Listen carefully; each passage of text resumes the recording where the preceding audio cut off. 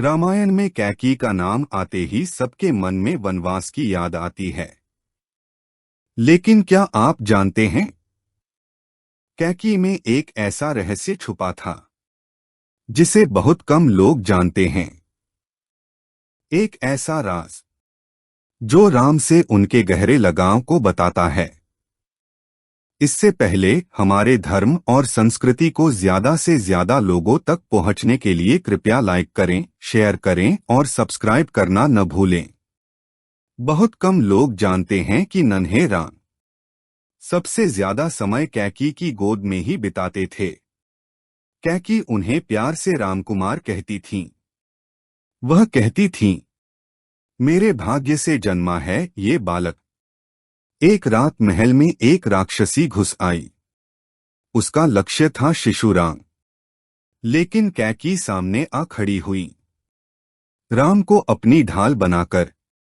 उस दिन कैकेयी ने अपनी जान दांव पर लगाकर राम की रक्षा की थी। दशरथ जी ने कहा था, मेरे राम का दूसरा जन्म कैकेयी की गोद से हुआ। कैकेयी स्वयं युद्धकला में माहिर थीं। एक दिन उन्होंने गुरु वशिष्ठ से कहा, राम को सबसे श्रेष्ठ योद्धा बनाना है। राम कहते थे, मेरी शस्त्र विद्या का श्रेय माता कैकेयी को जाता है।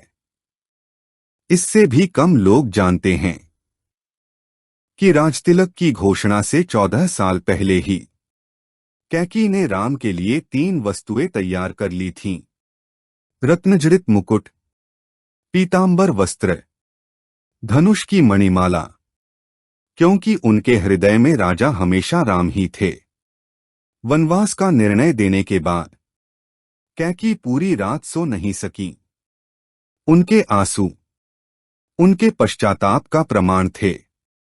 जब भरत को सच पता चला, उसने कहा, आज से आप मेरी माता नहीं। कैकेयी फूट फूट कर रो पड़ी।